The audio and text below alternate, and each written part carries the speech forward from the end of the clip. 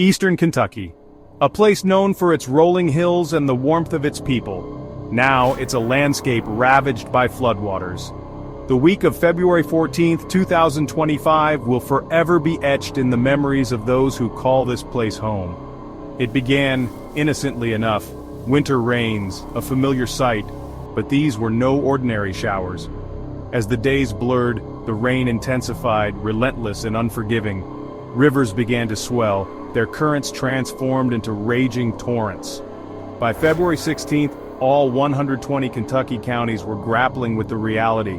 This was no ordinary flood. This was a natural disaster of disastrous proportions. Across the region, the story was the same. From the small towns nestled in the valleys to the larger communities clinging to the hillsides, the water rose.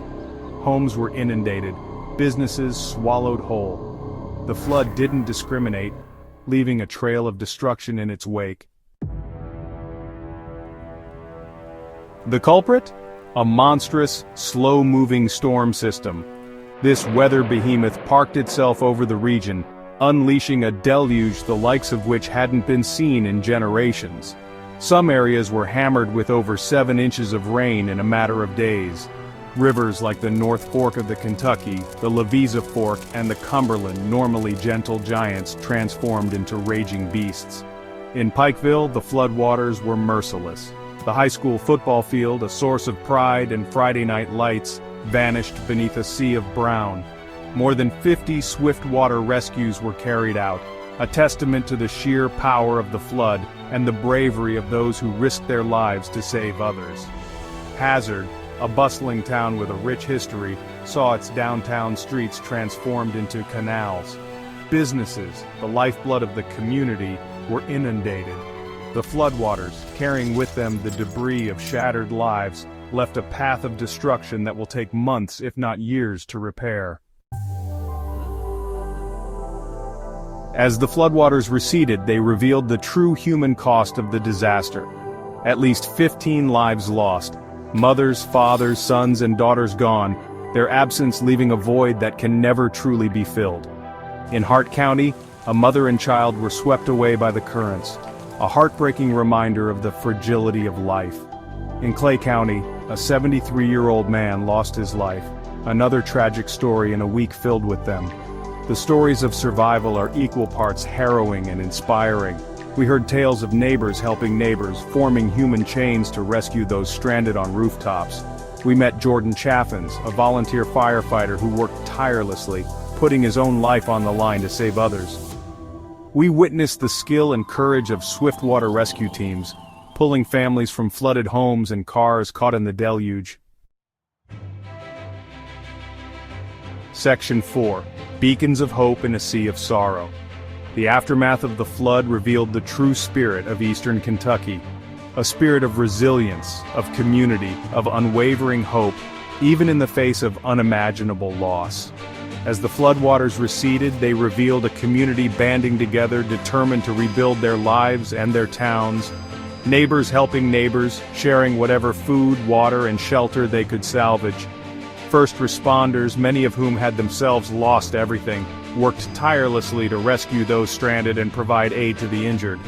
The National Guard arrived in force, their presence a reassuring sight in a region reeling from disaster. From Ohio, North Carolina, and Indiana, teams of skilled volunteers and professionals arrived, bringing boats, supplies, and a shared commitment to helping those in need. President Trump wasted no time in declaring a federal disaster, freeing up much-needed resources for the long and arduous task of recovery. Governor Beshear, his voice hoarse with emotion, praised the resilience of his people, vowing to rebuild Eastern Kentucky stronger than ever. Section 5. The Long Road to Recovery. The road to recovery will be long and challenging.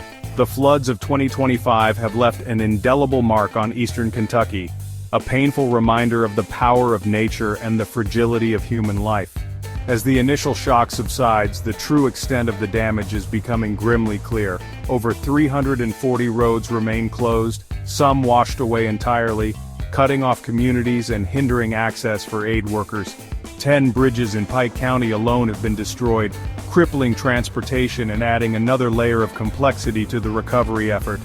Power outages plagued the region, leaving thousands in the dark and cold. Even basic necessities like clean water became luxuries, with thousands of homes still without running water, and many more under boil advisories. And just as the cleanup began, another blow. A brutal cold front swept through the region, sending temperatures plummeting and blanketing the ravaged landscape in a thick layer of snow.